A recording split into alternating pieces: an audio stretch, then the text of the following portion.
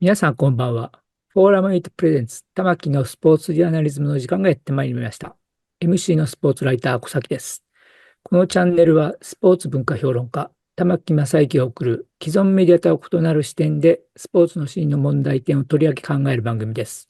コメンテーターの玉木正之さんです。よろしくお願いしまはい、す。よろしくお願いします。はい、お願いします。私はこのシリーズではい、スポーツ界、日本のスポーツ界のことをどはい、んどん批判することが多いんですけれども、はい、大相撲のことだけは何かもう批判できないというか、こんなに面白いものは日本にはないんじゃないかというぐらいの、面白さがこの頃盛り上がりを見せまして、はい、9月場所でも大喜びしていた人間ですんで、まあ、喜んで、喋りたいと思います。はい、おまけに今回は、とにかく、青錦特集で行きたいと思いまうん、すんで、佐々木さん、新井さんよろしくお願いしますね。はい。よお願いします。ろしくお願いします。新井さん、青錦やっはい。ぱり強いですね。まあ、うん。9月場所の時には初日に大野里にぶつけられて、さすがに勝てなかった。でも、うん。だからもう一回はちょっとこのあたりで少し負けるかなと思ってたら、結局11勝してしまいましたよね。えこれすごい強さというふうに言ってもいいんですかね、やっぱり。いや、すごいですね。やっうん。ぱり、まあ、決して体格もね、その身長もそんなに高いわけでもなはいはいし、いはい。体重も幕内の平均以下ですし、はい。まあ、むしろ、小兵の部類に入るんですけども、もうん、そういう力士が新入幕から4場所連続11勝っていうのは、うん。いや、本当に、各界の常識っていうのをこう、吹き飛ばすうん。ぐらいのうん、インパクトがあると思います。なるほどね。まあ、元、アマチュアレスリングをやっていたので、頭をつける低い姿勢で、長い間、こう、取っていても、こう、足腰が持つという素晴らしさがあると思うんですけれども、強さの秘密っていうのは、新井さん、どのあたりにあるっていうふうに思っておられますか？まあ、素直な性格と、うん。あとは、できるまで何度もこう、反復してコツコツやる根気ああ、というところに集約されるのかなっていう気はしますね。なるほどね。まあ、一つのこう技術を身につけるために、こう、師匠とか周りの人に聞いて、自分でもこう動画を見て研究して、はい。で、まあ、そんな器用なタイプだとは思わないんですけども、はい。もうコツコツ何百回もこう反復しながら自分のものにしていくっていう、うん。そういったその、まあ根気と、あと相撲に対してのストイックですよね。もう本当にこう24うん、時間相撲のことしか考えてないようなああ。感じですし、まあそういったところが大きいのかなと思いますね。彼確か21歳なんですよね。21確か歳ですね。ね。はい。相撲を見ていたらそんなに若い力士とは思えないぐらい、なんと言いますか。要するに技能派。まあ技能はい賞を何回も取ってるという、それで思うんですけれども、なかなか、なんて言いますか、老厚なところもあるっていうような感じがするんですけれども、新井さんどうですか？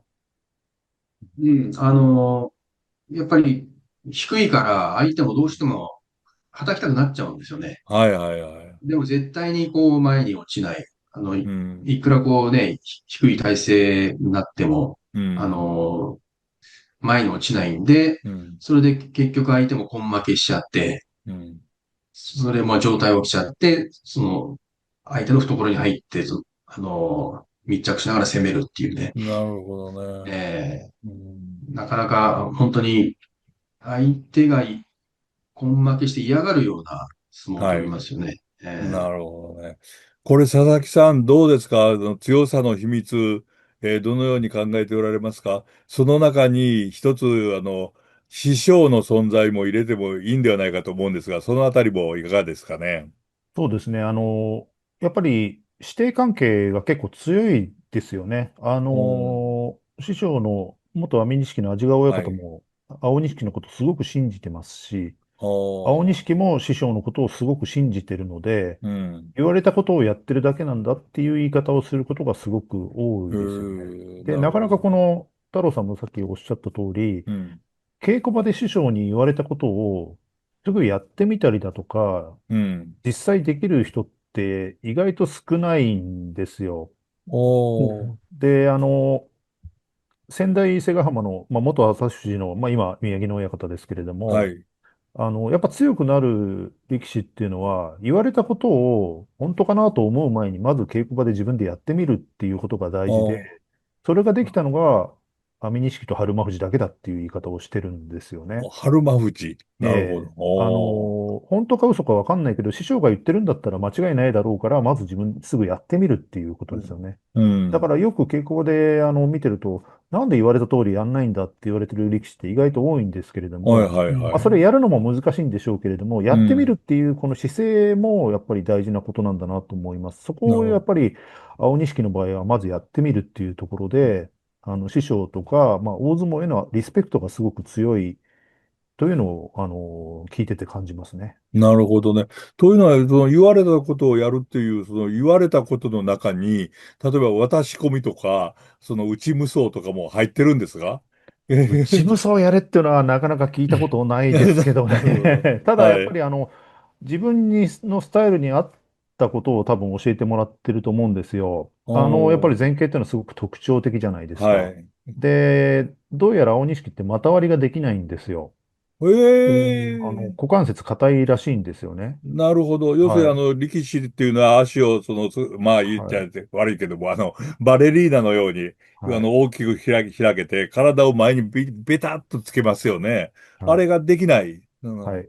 で、これあ。を味が多い方にも聞いたことあるんですよね。股割りではい。きないってこれマイナスなんじゃないですかってことはい、聞いたそうですよね。んですけれども、やっぱり教える側としても、前傾を生かすこと、さらにその股関節が硬いことを分かった上で、ああいう相撲を教えてるんだっていう、むしろうん。プラスにこう作用するように、おー。教えてるっていう言い方はしてましたね。あとはでも、対戦した力士に言わせると結構腕の力強いっていう人が多いであすね。あ、なるほどね。でも、まとまりができなかったら、力士っていう、というか、相撲部屋というのは、もう上からもう3人ぐらいが乗ってでもこう、させると、もう涙流してでも何してでも怪我してでもいいからまた終わらせるとやらせるんですけど、それは安治川親方はさせなかったっていうことなんですか？そういうことですね。だから入った部屋が違えば、そういった目にも合ってたかもしれないですけれども、でもそうこうしてるああ間にその兄弟子たちの番付どんどん超えてるはずですからね、今となっては。なるほどね。ええ、なるほど。新井さん、それはすはい。ごいですね。面白いですね。あの、股割りができるからいいとは限らないっていう親方もいて、うん。要するおー。に体がこう、股関節柔らかすぎて、はい。投げをこらえて、そんでうん。怪我をするから、一うん。概に、股関節が柔らかいからいいんだとは言えないんだっていう、そういった親方の話を聞いたことあるんですよ。ただなんか私の聞いたところでは、股割りきちんとできないと、土俵で上から落ちたとき、足から滑り落ちたりしたときに、絶対に怪我するからダメなんだっていうのを聞いたことあるんですけれども、そういう絶対にっていうのはないわけですね。そうしたら、親方の考による。えにもよると思うんですけどね。あはい。そあ、の、力士によって、体型とか、体の特徴も違いますし、はい。すべての力士に当てはまるものってあんまりないのかもしれないですよね。なるほどね。ということは、青うん、錦はやっぱりいい親方と出会ったということでよろしいんですかね。はい。青錦にとっては最高の部屋だったんだろうと思いますなるほどね。ね。私も現役時代の親方っていうか、安美錦関はもう大好きな、まあ、要するにお相撲さんの典型みたいなところで、好きだったんですけれども、佐々木さん、やっぱり安美錦関のっていうのは理論派で、その理論が、青錦に、マッチしたという考えでよろしいんでしょうかね。そうですね。ただまだあんまり細かいことはやっぱ教えてないみたいですよ。ああ、そうですか。ええ、ただ、あのーやっぱり青錦は動画とかかなり見てますし、はい。昔の相撲も結構詳しく、調べて参考にしてるみたいなので、はい。師匠に対して、やっぱりすごい力士だったんだなっていう尊敬心がものすごあく強いのあ、で、なるそれほど。がやっぱり、プラスに働いてるなっていう感じは、ものすごくしますね。なるほどね。要するに、安美錦関が、要するに安治川親方が現役時代に、もう、なんとかや、様々な、こう、手を使って、相手力士を痛めつけたと。まあ、要するに、私の、覚えてるのでは、側尾落としとかね、なんか、面白い技をどんどんされたっていうのを覚えてるんですけれども、そういうところを自分で学んでるっていうところなんですかね。そうですね。あと、だから学んでることとしては、大相撲のその精神性みたいなところっていうのは、安治川親方が結構教えてるようなんですよ。技術じゃなくおー。て、例えば勝っても笑っても相手がいることなんだ、勝っても負けても相手がいることなんだから、うん。ガッツポーズしないとかのはなぜはい。なのかとかですね、ああ、表情を崩して花道引き上げないのはなぜなのかっていうあたりは、教えてるみたいですし、やっぱりうん。そういった太郎さんもさっきおっしゃってましたけれども、大相撲へのそのリスペクトというか、精神性を正しく理解しているあたりが、青錦をより支持したくなる理由の一つではありますね。なるほどね。なるほどね。新井さん、やっぱりはい。私、ますます安治川親方が、安美錦、ええ元安美錦が好きになってきたんですけれども、うん。やっぱり素晴らしい理論派の親方と言ってよろしいですかね。そうですね。まあ、相撲の技術だけでなく、すまあね、一郎さんおっしゃったような、はい。大相撲の精神性ですよね。はい。まあ、強ければいい、勝てばいいっていううん。だけではないところの部分。まあ、そういったところも今、今吸収してるところじゃないですか。なるほどね。でも、えこれは言い過ぎかもしれないんですけれども、9月場所に、同じウクライナ出身の獅子関が10勝5敗と、えらく頑張ったというのは、これは、新井さんどうなんでしょう。青錦関の刺激を受けたと考えてもよろしいんですかね。まあ、そこはあんま関係ないですね。そうですか、そうですか。ええ同じあんまり、ウクライナだどうなんですかから負けるもんかそんな、が。はい。二人が、はい。例えば巡業中二人がよく喋るとか、はい。そんな見たこと、あんまり見たことないですあ、ね。同じウクライナなのに。あええであ、す。そ一郎さんありますないっすよね。むしろ全然ないですね。ないっああ、すよね。そうなんですか。あ、そうですええか。それは、なんだろう、珍しいというのが、どう言えばいいのかよくわかんないな。大リーガー、メジャーリーグにいた日本人選手は、他のチームにいる選手でも、日本人同士だったら必ず、挨拶に行きますけれども、そういうわけでもないというところですね。えなるほどね。さあ、そしたら、新井さん、この青錦は、やっぱり、名大関で終わるでしょうか、横綱まで行くでしょうか？まあ、まだちょっと立ち合いの当たりっていうところでね、うん。そこまで、いや、当たりはそんなに強くないんだよねっていう力士も対戦相手からああ、漏れ伝わってくるんで、なるほど。うん。あと、今回負けた力士、若元春ですとか、はい。正代はい。ですとかね、はい。やっぱり、外側から上手をガバッと取られて、うん。身動あ、きを封じられるとやっぱり弱いんですよね。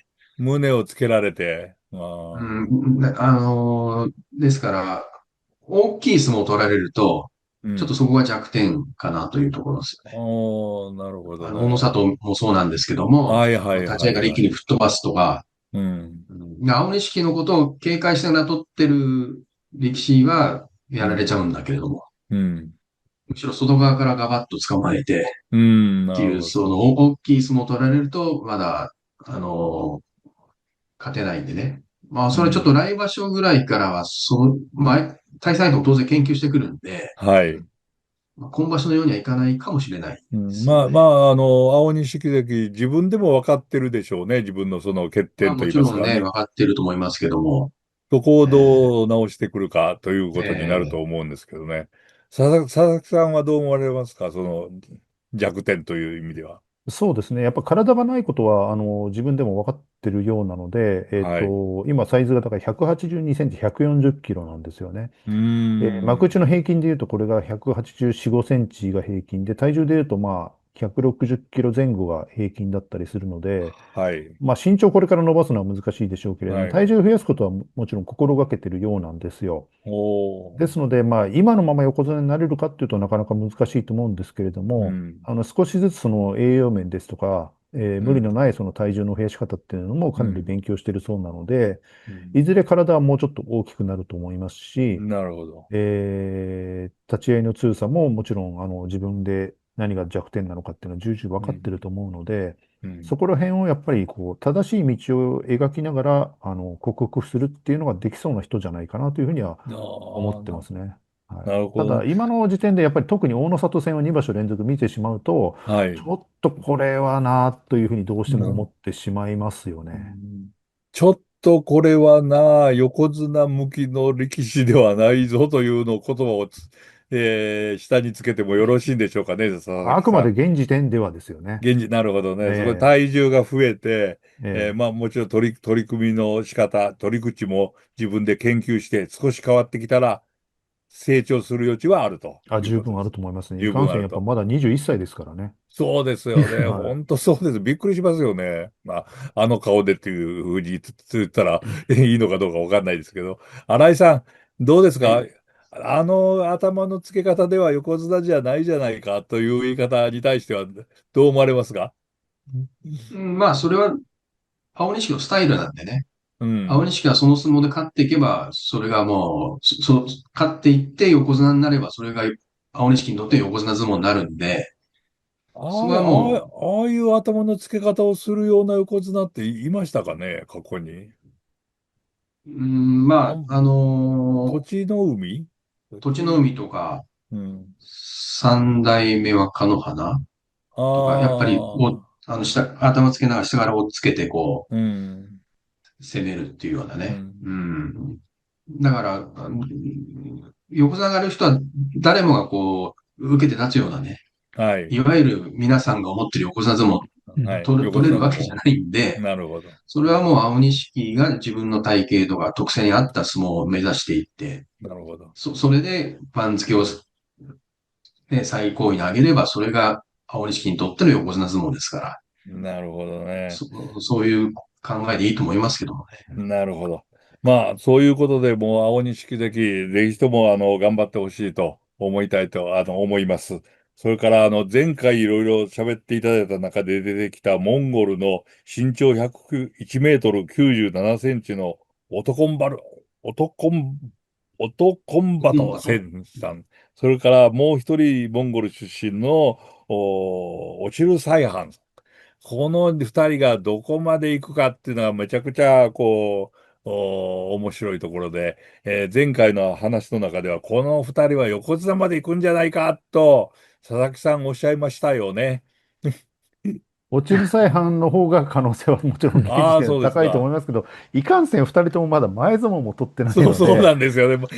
まだ正式な土俵に上がってないとはい。いうような力士ですからね。はい。うん。まだやっぱりなるほど。今後の巡り合わせとか、やっぱりこう、まあ、怪我してほしくないですけれども、はい。そういったようなのがどう影響するかっていうのは本当にわからないことなので、そうですね。もうその通りですね。順当にいはい。けば、可能性はあるんじゃないかなというふうにはなるほど。思ってます。新井さん、ということはもう大相撲結構未来も面白い力士揃っていて、これからも、満員御礼が続くなという、そういう感じはしますか？あ、しますね。うん。まあ、大相撲がもともと持ってるコンテンツ力、まあ、はい、世界中コンテンツ。どこ探してもないですから、こういう大相撲あに似たようなね。あ、格闘技イベントいっなるほど。ぱいありますけども、はい、まあ、神事ですとか、工業的な要素もはい、入った、まあ、いわゆる大相撲みたいなのは、はい、世界中でも大相撲だけなんで、なるほど。それプラス、まあ今、横綱大関以外でも、まあ、個性派といいますかね。はい、もう、もう力士みんな、それぞれこう、キャラクターというかね、キャラクター、はい、個性がありまあの、すね。もう裏個性いっぱい関をはじめね。なんで、やっぱり、見ていて楽しいですよね。うん、なるほどね。うん。で、そのというこ元々のコンテンツとで、力に加えて、その歴史の個性。なるほど。まあ、まだ当分続くんじゃないですかね。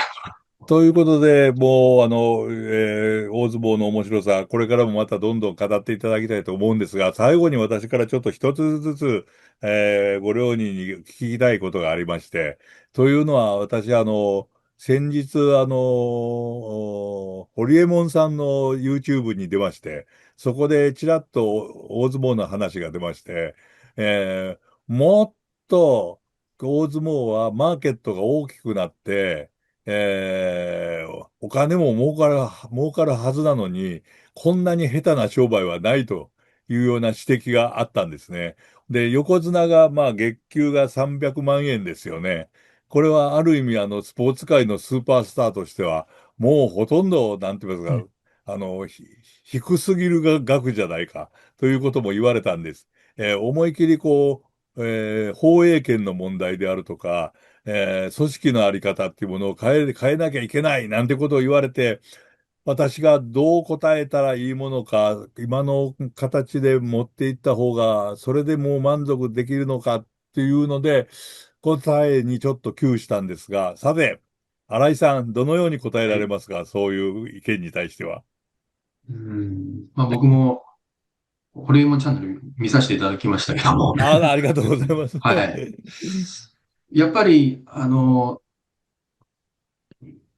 例えば、まあサッカーはダゾーンっていうとはい。ころでやって、あの、日本のサッカーも世界がマーケットになってますよね。そうですね。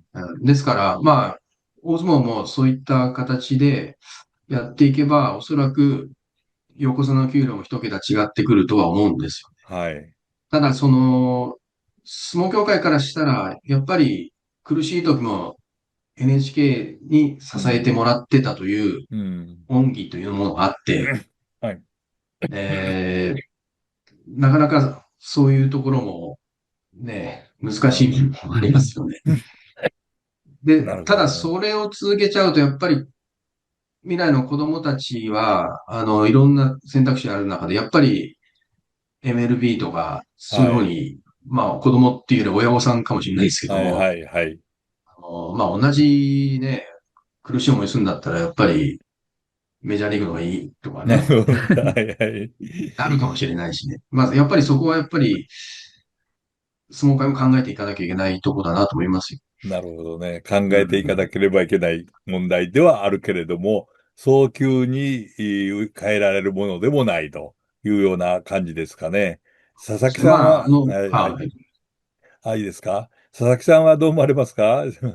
えっと、堀江さんのご指摘はなかなか鋭くて、僕は結構はい。正しいと思ってます。まだはい。まだ、この大相撲が持つ可能性というのは、うん。商売という点ではまだまだ、いけると思ってます。はい。はい。ただ一方で、このドメスティックな良さとか、はい。親方衆がこの養殖を務めている、閉鎖性の面白さっていうのも、まあう魅力の一ん。つだったりもするので、うん。そこをうまく維持しながら、商売上手な人を取り入れながら、うん。もうちょっとなんですかね、力士及び裏方さんたちの待遇が良くなるような、道うん。は、まだまだ探っていけるんじゃないかなという気はしてます。なるほど。